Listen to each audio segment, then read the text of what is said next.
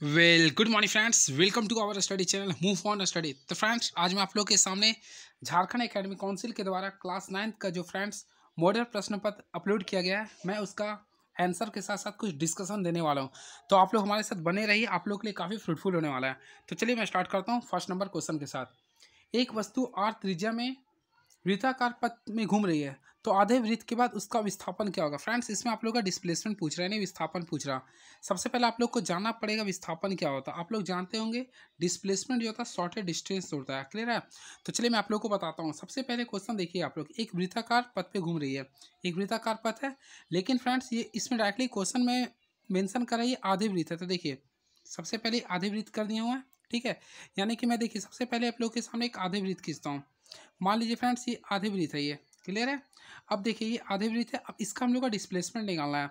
तो आप लोग को मैं जानकारी के लिए बताना चाहता हूँ, अगर यहाँ से लेकर यानी इनिशियल पॉइंट से लेकर फाइनल पॉइंट तक अगर दूरी तय करते हैं, यानी ओ से गए और ए तक पहुँचे, या पूरा अगर यहाँ से अभी यहाँ तक गए हैं, तो फ्रेंड्स हम लोग बोलेंगे डिस्टेंस बोलेंगे। पर फ्रेंड्स आप लोगों को डिस्प्लेसमेंट निकालना है, तो डिस्प्लेसमेंट क्या होता है, शॉर्टेज डिस्टेंस होता है। तो ओ से लेकर डायरेक्टली आप लोग जो ए तक मिलते हैं उसे बोलते हैं शॉर्टेज डिस्टेंस। और आप लोग को पता होगा वृत्त के जो बीच में होता है उसे बोलते हैं सेंटर, और सेंटर से लेकर पूरे यहाँ तक जो दूरी होती है उसे बोलते हैं डायमीटर। तो फ्रेंड्स ये आर हो गया, ये आर हो गया, तो आर आर कितना होगा, देखिए ओ ए अगर हम लोग कुल ऐड करते हैं तो आर आर कितना हो गया, 2r। तो फ्रेंड्स यहाँ पे कैपिटल आर माना गया, तो चलिए 2r, यानी इसका जो डिस्प्लेसमेंट होगा 2r होगा, क्लियर हुआ। तो इसका जो right answer option number C होगा 2r। वही अगर फ्रेंड्स अगर ये बोलता अर्धवृत्त का दूरी अगर बोलता, तो फ्रेंड्स दूरी निकालने के लिए हम लोग क्या करते हैं, सबसे पहले अर्धवृत्त का परिमाप निकालते हैं, 2πr/2 करते हैं, और यहाँ फ्रेंड्स ये पूरा यानी कि रेडियस लेते हैं 2r।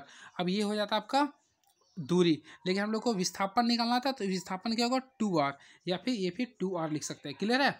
चलिए नेक्स्ट क्वेश्चन, आई होप आप लोगों को समझ में आया होगा। वेग में परिवर्तन की दर को क्या कहते हैं। तो फ्रेंड्स सबसे पहले change in velocity with respect to time is called as acceleration. यानी देखिए वेग में परिवर्तन v minus u by t, दर यानी रेट ले लेंगे, तो v minus u by t इसका फॉर्मूला होता है फ्रेंड्स एक्सेलरेशन। यानी वेग में परिवर्तन की दर को हम लोग त्वरण कहते हैं, क्लियर है, आप लोग पढ़े होंगे। अभी फ्रेंड्स होता है फाइनल वेलोसिटी और यू होता है इनिशियल वेलोसिटी। नेक्स्ट क्वेश्चन, निम्नलिखित में से किसका ऐसे मात्रक मीटर पर सेकंड स्क्वायर होता है। तो देखिए सबसे पहले विस्थापन की बात करते हैं, तो विस्थापन का ऐसे मात्रक मीटर होता है। बात करते हैं वेग का, तो वेग का होता है फ्रेंड्स मीटर पर सेकंड होता है। वही बात करते हैं त्वरण का, तो इसका होता है फ्रेंड मीटर पर सेकंड स्क्वायर होता है। इसका right answer option number B हो गया, क्लियर है। अगर आप लोग को पता हो मैं बता देता हूँ। सबसे पहले वेग का फॉर्मूला होता है एच का टी होता है, क्लियर है। अब भी का फॉर्मूला क्या होता है, हम लोग जानते हैं विस्थापन समय, तो विस्थापन कैसे मतलब मीटर और समय का सेकंड होता है। ऑलरेडी समय पर, अब देखिए सेकंड से आप लोग सकते हैं, ठीक है, इसका मान बताता है। तो सबसे पहले फ्रेंड्स मैं आप लोगों को बताना चाहता हूँ दूरी और समय, तो इसका जो राइट आंसर होगा सबसे पहले आप लोगों को जो बता, तो फ्रेंड्स सबसे पहले मैं इसका आंसर बताना चाहता हूँ। जो राइट आंसर होगा ऑप्शन नंबर सी होगा, यानी दूरी समय का ग्राफ जो ढलान जो शो करता है वो वेग का करता है। इस चीज़ को आप लोग ध्यान में रखेंगे, वेग करता है, क्लियर है। क्योंकि यहाँ पे देखिए दूरी के साथ साथ आप लोगों को समय बोल रहा, दूरी समय बोल रहा, तो ये आप लोग को ध्यान में रखना पड़ेगा, क्लियर है। नेक्स्ट क्वेश्चन, न्यूटन का गति का प्रथम नियम किसकी परिभाषा मिलती है। तो न्यूटन के गति का प्रथम नियम से जड़त्व की परिभाषा मिलती है, सॉरी बल की परिभाषा मिलती है, क्लियर है। तो F बराबर जो ma आता है, यानी ये न्यूटन का सेकंड लॉ ऑफ मोशन से आता है, और बल का परिभाषा पहला नियम से आता है। नेक्स्ट क्वेश्चन, किसी पिन का जड़त्व निर्भर करता है। तो फ्रेंड्स किसी पिन का जो जड़त्व होता है वस्तु का द्रव्यमान पर निर्भर करता है। यानी कि किसी का द्रव्यमान अगर ज़्यादा है तो उसका जड़त्व भी क्या होगा, ज़्यादा होगा, यानी ये दोनों एक दूसरे का प्रोपोर्शनल होता है, क्लियर है। इस चीज़ को आप लोग ध्यान में रखेंगे। नेक्स्ट क्वेश्चन, न्यूटन की गति का कौन सा नियम बल की परिभाषा देता है। तो मैं भी आप लोगों को बताया था फ्रेंड्स F बराबर ma, आप लोग सिद्ध किए होंगे न्यूटन का सेकंड लॉ ऑफ मोशन में। तो न्यूटन का दूसरा गति नियम बल का नियम का न्यूटन की गति का कौन सा नियम बल की परिभाषा देता है। तो बल की परिभाषा न्यूटन का प्रथम गति नियम देता है। अब वही बात करते हैं इसका व्यंजक का, तो व्यंजक जो देता है वह न्यूटन का दूसरा गति नियम देता है। नेक्स्ट क्वेश्चन, 10 मीटर प्रति सेकेंड की गति से चलने वाले 0.5 किलोग्राम द्रव्यमान वाले पिंड का संवेग क्या होगा। तो फ्रेंड्स सबसे पहले हम जानना चाहेंगे संवेग क्या होता है। तो आप लोग पढ़े होंगे वेग और द्रव्यमान के गुणनफल को हम लोग संवेग कहते हैं, यानी इसका जो होगा भी, और आप लोग लिख सकते हैं एम भी होता है इसका फॉर्मूला। यानी कि देखिए P इक्वल टू लिख सकते हैं फॉर्मूला m इंटू भी। फ्रेंड्स m यानी होता है मास कितना दिया 0.5 kg दिया, क्लियर है। बात करते हैं वेग का, वेग दिया 10, तो इससे आगे आप लोग सॉल्व करते हैं तो 5 kg मीटर पर सेकेंड स्क्वायर आएगा, क्लियर है। तो इसका right answer option number B हो गया। एंड नेक्स्ट क्वेश्चन,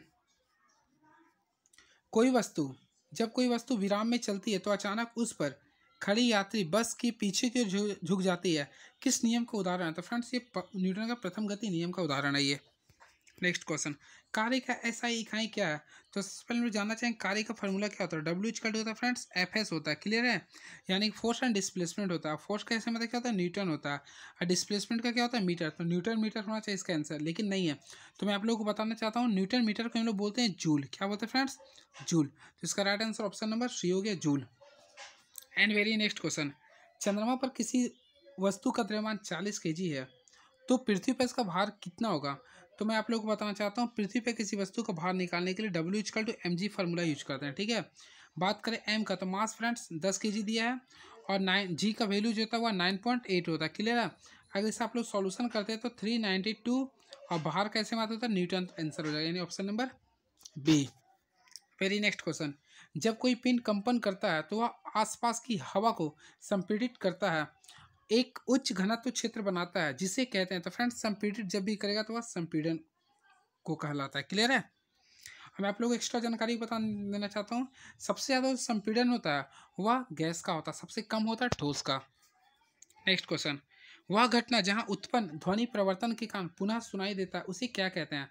तो पुनः अगर सुनाई देता है तो उसे बोलते हैं गूंज। क्या बोलते हैं फ्रेंड्स, गूंज बोलते हैं, या फिर प्रतिध्वनि। और प्रतिध्वनि सुनने के लिए जो दूरी हो जाए 17.2 मीटर होनी चाहिए। निम्नलिखित में से किस पदार्थ में कणों के बीच आकर्षण बल सबसे कम होता है। तो फ्रेंड्स आकर्षण बल सबसे कम अगर बोलेगा तो वह गैस में होता है। किस में होता है, गैस में होता है। आकर्षण बल सबसे कम होता है, और सबसे ज़्यादा अगर बोलता है तो ठोस होता है। तो इसका right answer option number gas. तो गैस ऑप्शन में नहीं है, तो CO2 आप लोग मार सकते हैं, क्लियर है, ऑप्शन के अकॉर्डिंग। नेक्स्ट क्वेश्चन, किस तापमान पर पानी ठोस और तरल दोनों अवस्था में पाया था। तो फ्रेंड 0 डिग्री सेल्सियस पे देखिए, 0 डिग्री सेल्सियस पे अगर आता ना तो पहली बार ये ठोस पाया था, ये द्रव अवस्था दोनों में पाई जाती है। नेक्स्ट क्वेश्चन, 100 ग्राम जल में 20 ग्राम चीनी मिलाया जाता है तो उस विलयन की सांद्रता प्रतिशत में ज्ञात करें। फ्रेंड्स मैं आप लोगों को बताना चाहता हूँ जो अधिक मात्रा में होता है उसे बोलते हैं विलायक, का जो कम मात्रा में होता है उसे बोलते हैं विलय। और विलयन का जो फार्मूला होता है विलायक प्लस विलयन होता है, ठीक है, विलय। तो हम लोग क्या करेंगे, सांद्रता बोला ना, विलयन सांद्रता। तो फ्रेंड सबसे पहले हम निकालना चाहेंगे विलय बट्टा कुल विलयन, यानी कि दोनों को ऐड कर देंगे। तो 100 और 20 120 कर देंगे, इंटू 100 से मल्टीप्लाई कीजिए। तो इससे अगर आप लोग सॉल्व करेंगे तो 16.2/3% आ जाएगा इसका राइट आंसर, यानी option number B. And next question, घनत्व का ऐसा ही मात्रक क्या है। तो आप लोग को सबसे पहले जानना पड़ेगा घनत्व किसे कहते हैं। तो आप लोग पढ़े होंगे द्रव्यमान प्रति आयतन को, द्रव्यमान प्रति आयतन को हम लोग घनत्व कहते हैं। तो देखिए द्रव्यमान प्रति आयतन, अब बात करते हैं द्रव्यमान का। तो फ्रेंड्स आप लोगों को पता होगा द्रव्यमान कैसे मात्रा होता है केजी, ठीक है ना, और आयतन को होता है मीटर क्यूब। तो फ्रेंड्स इसी के बिहाफ पे आप लोग लिख सकते हैं केजी पर मीटर क्यूब, इसका ऐसा यूनिट, यानी ऑप्शन नंबर सी। कौन सा गुंधन निलंबन है। तो निलंबन एक विसमांगी मिश्रण है, सिंपल में याद रखें, निलंबन एक विसमांगी मिश्रण है। आप लोग नाली के पानी में अगर देखते होंगे ना, तो नाली भी देखते होंगे, उसमें पानी अलग अलग उसमें देख सकते हैं, तो वो एक विसमांगी मिश्रण का एक उदाहरण है। कपूर और नमक के मिश्रण को किस विधि द्वारा अलग करते हैं। तो फ्रेंड्स कपूर और नमक के मिश्रण को ऊर्ध्वपातन विधि द्वारा हम लोग अलग करते हैं। द्रव्यमान संख्या बराबर होता है। तो मैं आप लोग को बताना चाहता हूँ, सबसे पहले द्रव्यमान संख्या को ए से डिनोमिनेटर करते हैं। तो फ्रेंड्स द्रव्यमान संख्या जो होता है वह प्रोटॉन और न्यूट्रॉन के सम के बराबर होता है। प्रोटॉन और न्यूट्रॉन के सम होते हैं ये, ठीक है, याद रखेंगे, प्रोटॉन और न्यूट्रॉन होते हैं, ये दोनों के सम होते हैं। तो आप लोग देख लीजिए ऑप्शन के अकॉर्डिंग द्रव्यमान संख्या बराबर होता है, तो प्रोटॉन और न्यूट्रॉन के सम के होते हैं, यानी इलेक्ट्रॉन प्रोटॉन की संख्या का योग नहीं। फ्रेंड्स इसका ऑप्शन में कन्फ्यूजन लिख रहा, प्रोटॉन और न्यूट्रॉन की संख्या के बराबर नहीं होगा, इसमें कन्फ्यूजन लिख रहा, क्योंकि फ्रेंड्स H=2 जो होता है वह प्रोटॉन प्लस न्यूट्रॉन की संख्या होनी चाहिए, क्लियर है। तो कन्फ्यूजन है इसमें, यहाँ पे इलेक्ट्रॉन नहीं लिखना चाहिए था। चलिए नेक्स्ट क्वेश्चन, NH3 का आणविक द्रव्यमान क्या होता है। तो चलिए मैं आप लोगों को बताना चाहता हूँ, मॉलिक्यूलर मास जिसे बोलते हैं। देखिए N है और H आपका कितना 3 है इसमें मॉलिक्यूल्स।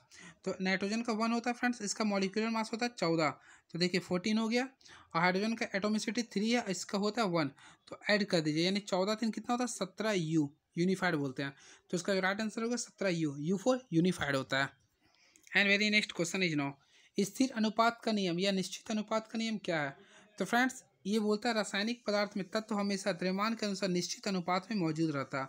और ये जो नियम दिया था वो प्रोस्ट के द्वारा दिया गया था, ये भी आप लोग ध्यान में रखेंगे, ठीक है, प्रोस्ट के द्वारा दिया गया था।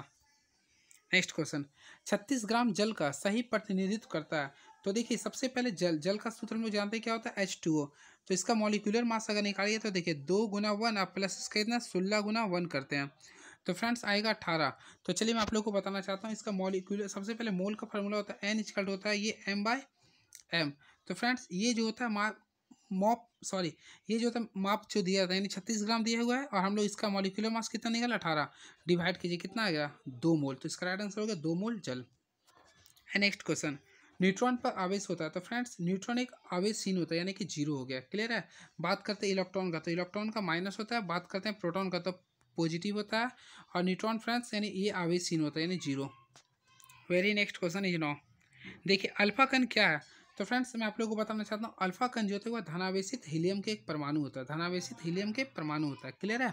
आप लोग रदरफोर्ड एक्सपेरिमेंट में पढ़े होंगे। किसी तत्व के समस्थानिक का द्रव्यमान में अंतर की भिन्न संख्या के कारण होता है? तो देखिए क्या बोला, किसी तत्व के समस्थानिक में द्रव्यमान में अंतर किसके भिन्न संख्या के कारण होती है? तो फ्रेंड इसमें न्यूट्रॉन की संख्या के बराबर होती है, क्लियर है। क्योंकि देखिए समस्थानिक उसे कहते हैं जिसका परमाणु संख्या समान लेकिन द्रव्यमान संख्या अलग अलग होता है। तो द्रव्यमान संख्या आप लोगों को मैं निकालने के लिए बताया था भी क्या, प्रोटॉन प्लस न्यूट्रॉन, क्लियर है। तो फ्रेंड्स इसमें न्यूट्रॉन की संख्या अलग अलग होती है इसलिए आपका क्या होता है समस्थानिक में डिफरेंस आता है, क्लियर है। जैसे एग्जांपल के तौर पे हम लोग लेते हैं, देखिए सिंपल वे में कार्बन का हम लोग लेते हैं तो कार्बन के 2 समस्थानिक होते हैं C6H, देखिए मैं लिया हूँ, ठीक है।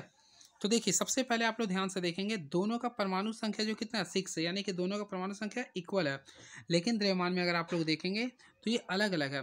लेकिन मैं आप लोग को बताना चाहता हूँ अगर इसका हम लोग न्यूट्रॉन्स की संख्या निकालते हैं तो द्रव्यमान की संख्या में से प्रोटॉन की संख्या को घटाते हैं तो 12 में से 6 को माइनस करेंगे 6 बचेगा।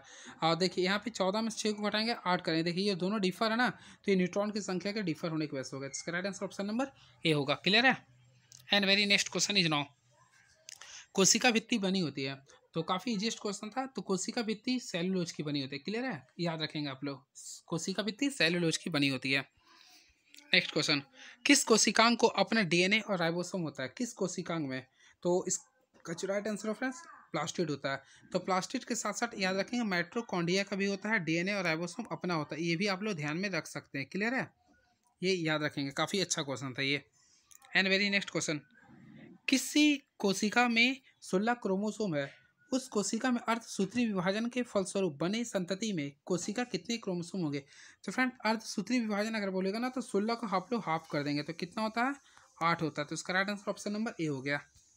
नेक्स्ट क्वेश्चन, दिया गया चित्र किस उत्तक का है, किस प्रकार का उत्तक का है? तो फ्रेंड्स अगर ऑप्शन के अकॉर्डिंग देखा जाए तो ये आपका पैरेनकाइमा का हो गया, पैरेनकाइमा का हो गया, क्लियर है। चलिए नेक्स्ट क्वेश्चन, बादाम का छिलका किस उत्तक का बना होता है? तो देखिए बादाम का छिलका जो होता है या नारियल का रेशा जो होता है वो स्क्लेरन कैमा का होता है, क्लियर है। और ये सब जो आता है पैरेन कैमा, स्क्लेरन कैमा, कॉलिन कैमा, ये आपका सिंपल टिश्यू यानी कि अस्थायी उत्तक के अंतर्गत आता है, क्लियर है। नेक्स्ट क्वेश्चन, मांसपेशियों को अस्थियों से जोड़ने वाले संयोजी उत्तक को क्या कहते हैं? तो देखिए मांसपेशी प्लस बी तो यानी MBT आप लोग याद रखें, T4 टंडन। तो इसका right answer option number B यानी कि टंडन, जिसे हिंदी में बोलते हैं कंडरा। वही अगर बात करते हैं बोन प्लस बोन तो बोन प्लस बोन को जोड़ने वाला बोलते हैं लिगामेंट, ठीक है, BBL, ये भी आप लोग याद कर सकते हैं। जीवों के वर्गीकरण के लिए सर्वाधिक मूलभूत लक्षण क्या हो सकता है? तो इसका right answer friends option number B होगा, उसकी कोशिका संरचना। नीलहरित शैवाल किस वर्ग में आते हैं? तो फ्रेंड्स नीलहरित शैवाल प्रोटिस्टा वर्ग में आते हैं। जंतु जगत का सबसे बड़ा संघ क्या होता है? तो फ्रेंड्स जंतु जगत का सबसे बड़ा जो संघ होता है वो ऑर्थोपोडा होता है, जिसके अंतर्गत आप लोग का खटमल मच्छर आते हैं, क्लियर है। नेक्स्ट क्वेश्चन, कौन सा रोग वायरस से होता है? तो फ्रेंड्स वायरस से होने वाला रोग इसमें कोरोना है, क्लियर है, याद रखेंगे आप लोग, कोरोना है ऑप्शन के अकॉर्डिंग। संक्रामक रोग के उदाहरण है? तो ऑप्शन के अकॉर्डिंग अगर देखा जाए तो संक्रामक रोग जो होगा वह 6 रोग हुए जिसे हम लोग बोलते हैं TB यानी कि ट्यूबरक्लोसिस, ठीक है, ये लंग्स से रिलेटेड होते हैं। And very next question, green house gases है?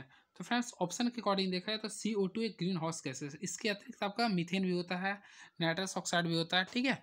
एंड नेक्स्ट क्वेश्चन, दिए गए पोषक पदार्थ में पौधों के लिए कौन बृहद पोषक पदार्थ है? तो फ्रेंड्स पौधों के लिए बृहद पोषक जो पदार्थ उसका ट्रिक आप लोग याद करें। सबसे पहले बोलिए कौन, पीके। कौन है पीके? आप लोगों को पता होगा। देखिए, सी से friend carbon, H4 hydrogen, O4 oxygen, N4 nitrogen, P4 phosphorus, K4 potassium. तो ऑप्शन के अकॉर्डिंग देखिए यहाँ पे क्या लिख रहा है, नाइट्रोजन। तो देखिए नाइट्रोजन मिल गया ना ये। तो आप लोग कौन पीके याद कर सकते हैं। क्लियर है? ये आपको होता है बृहद पोषक पदार्थ। वायुमंडल में पाए जाने वाले ऑक्सीजन के विषैले अणु को क्या कहते हैं? तो वायुमंडल में पाए जाने वाले ऑक्सीजन के विषैले अणु को ओजोन कहते हैं। क्या कहते हैं फ्रेंड्स? ओजोन। इसका सूत्र होता है O3 होता है। क्लियर है?